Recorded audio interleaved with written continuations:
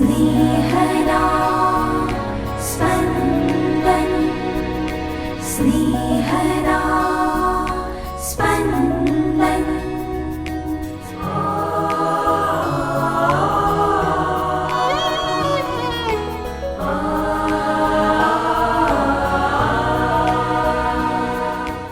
તપઋતુના 5મા અઠવાડિયાનો શનિવાર. પ્રભુની આ આગાહી આજના શુભ સંદેશમાં સાચી પડે છે. લોકોને ઈસુ પર શ્રદ્ધા બેસે છે. સામે પક્ષે શૈતાન પણ પોતાનું કામ કરે છે. ઇસરાયેલીઓની વરિષ્ઠ સભા ઈસુથી નારાજ છે. વરિષ્ઠ સભા ઈસુનો વિરોધ કરશે. સાંભળીએ સંત યોહાનકૃત શુભ સંદેશ અધ્યાય 11 કડી 45-57. ઈસુએ જે કર્યું હતું તે જોઈને મરિયમને મળવા આવેલા યહૂદીઓમાંના ઘણાની તેમના ઉપર શ્રદ્ધા બેઠી. પણ તેઓમાંના કેટલાકે ફરોશીઓ પાસે જઈને ઈસુએ જે કર્યું હતું તેની તેમને જાણ કરી. આ ઉપરથી મુખ્ય પુરોહિતોએ અને ફરોશીઓએ વરિષ્ઠ સભા બોલાવી અને કહ્યું, આપણે કરીએ છીએ શું? કારણ આ માણસ તો પુષ્કળ ચમત્કારો કરે છે. આપણે જો એને ફાવે તેમ કરવા દઈશું તો બધા જ લોકો એના ઉપર શ્રદ્ધા રાખતા થઈ જશે અને રોમન લોકો આવીને આપણા મંદિરનો અને પ્રજાનો બંનેનો નાશ કરશે. પણ તેઓમાંનો એક કાયફા, જે તે વર્ષે વડો પુરોહિત હતો, તે બોલ્યો, તમને કશી ગતાગમ જ નથી.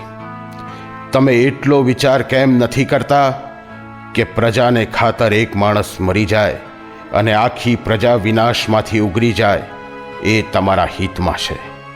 પણ આ એ પોતા તરફથી નહોતો બોલ્યો, પણ તે વર્ષે એ વડા પુરોહિત પદે હતો, એટલે એ અગમવાણી ભાગતો હતો કે યહૂદી પ્રજાને ખાતર ઈસુએ મરવાનું છે, અને તે કેવળ પ્રજાને ખાતર જ નહીં, પણ ઈશ્વરના વેર વિખેર પડેલા સંતાનોને એક કુટુંબમાં ભેગા કરવા ખાતર. એટલે તે દિવસથી એ લોકોએ ઈસુને મારી નાખવાનો નિર્ણય કર્યો. આથી ઈસુએ જાહેર રીતે યહૂદિયામાં ફરવાનું બંધ કરી દીધું અને ત્યાંથી તેઓ રણની પાસે આવેલા પ્રદેશમાં એફ્રાઈમ નામના શહેરમાં ચાલ્યા ગયા અને શિષ્યો સાથે ત્યાં રહેવા લાગ્યા. હવે યહૂદીઓનો પાસખાનો તહેવાર પાસે આવ્યો હતો, એટલે દેશમાંથી ઘણા લોકો શુદ્ધિના વિધિ માટે તહેવાર પહેલાં જ યરૂશાલેમ પહોંચી ગયા. તેઓ ઈસુની શોધ કરવા લાગ્યા અને મંદિરમાં ઊભા ઊભા એકબીજાને પૂછવા લાગ્યા, તમને શું લાગે છે, તે ઉત્સવમાં નહીં આવે? હવે મુખ્ય પુરોહિતો અને ફરોશીઓએ એવા હુકમ કાઢ્યા હતા કે ઈસુ ક્યાં છે એની જેને ભાળ હોય તેણે ખબર આપવી, જેથી અમે તેની ધરપકડ કરીએ. स्नेहदा स्पन्दन स्पन्दन। યહૂદી સમાજ માનતો કે કબરમાં પોઢાડવામાં આવેલો માનવ મૃતદેહ ચોથા દિવસે તો સડવા માંડે. આવા સડવા માંડ્યા હશે એવા લાજરસને કબરમાંથી પુનઃ જીવનમાં પાછો લાવવો એ વાત ઢાંકી ના રહે. વળી લાજરસ બેથાનિયાનો છે, જે યરૂશાલેમની પૂર્વ દિશામાં 3 કિલોમીટરને અંતરે છે.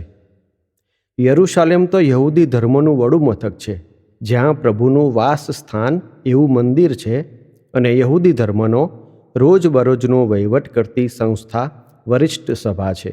ઉપરાંત યરૂશાલેમ રોમન ગવર્નરનું પણ મથક છે. એટલે ઈસુએ લાજરસને આપેલું જીવનદાન ખૂબ પ્રમાણમાં જાહેર થાય. ઈસુએ આ ચમત્કાર કર્યો ત્યારે દુઃખી કુટુંબીજનોને આશ્વાસન આપવાનો દિવસ હતો. એટલે ઘણા યહૂદીઓ આ ચમત્કારના સાક્ષીઓ બની શક્યા. મોટી સંખ્યામાં લોકોને ઈસુ પર શ્રદ્ધા બેઠી. ઘણા લોકોને ઈસુમાં શ્રદ્ધા બેઠી એ હકીકત વરિષ્ઠ સભા માટે ચિંતાનો વિષય બની ગઈ. પહેલી ચિંતા, લોકો વરિષ્ઠ સભાને છોડીને ઈસુ પાછળ જશે. વરિષ્ઠ સભાનો કાબુ જાય એટલે લોકો સ્વતંત્રપણે જીવે. રોમનો લોકોના સ્વતંત્ર મિજાજને દબાવી દેવા યરૂશાલેમના મંદિર પર આક્રમણ પણ કરે, લોકોની ધરપકડ પણ કરે. વરિષ્ઠ સભાના પ્રમુખ વડા પુરોહિત કાયફાને લાગે છે કે બધી સમસ્યાઓનું મૂળ ઈસુ છે. જો ઈસુનો નિકાલ થઈ જાય તો બધી સમસ્યાઓ ટળી જાય. આમ તો યહૂદીઓ અવારનવાર ઈસુને મારી નાખવા પ્રયત્ન કરતા હતા, પણ તેઓ અધિકૃત રીતે કશું નહોતા કરતા. હવે તો અધિકૃત વ્યક્તિ જ સૂચવે છે કે ઈસુને મારી નાખવા જોઈએ. વડા પુરોહિત કાયફા એમની માનવીય ટૂંકી દ્રષ્ટિની ગણતરીથી કહેતા હતા કે આખી પ્રજા માટે એક ઈસુ મૃત્યુ પામે એ યોગ્ય છે, પણ આ તો પ્રભુની યોજના છે. પાપી માનવજાતના પાપોનું પરિણામ એક ઈસુના શિરે મૂકવામાં આવી અને માનવજાત પાપના પરિણામ વિહોણી થઈ જાય એવી પ્રભુની યોજના છે. પાપનું પરિણામ મોત છે. ઈસુ મૃત્યુ પામે છે એટલે માનવજાતે પાપ કર્યું હોવા છતાં માનવજાતે પાપનું પરિણામ ભોગવવું નહીં પડે. પ્રભુની યોજના પ્રભુએ નિર્ધારેલ વખતે જ અમલમાં મૂકાવી જોઈએ. એટલે જ ઈસુ યરૂશાલેમ અને યહૂદિયા પ્રાંત છોડીને એવી જગ્યાએ વસે છે જ્યાં તેઓ પ્રમાણમાં સુરક્ષિત છે. જો કે વરિષ્ઠ સભાએ લોકોને ઈસુ ક્યાં છે તે બાતમી આપવા જાહેરાત કરી છે. આપણે પણ વરિષ્ઠ સભાની માફક આપણા કરતાં કોઈ આગળ હોય તેની અદેખાઈ કરીએ છીએ અને એ વ્યક્તિને પાડી દેવાની પ્રવૃત્તિઓ કરીએ છીએ. પ્રાર્થના કરીએ કે પ્રભુ આપણને આવી વૃત્તિઓથી દૂર રાખે.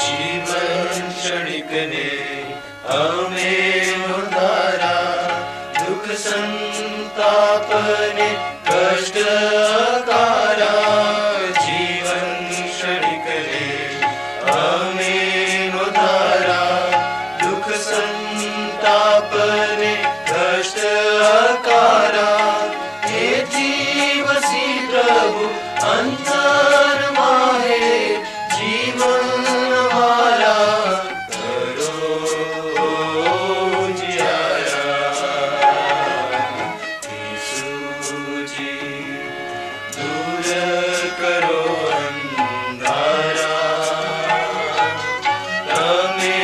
દિવસને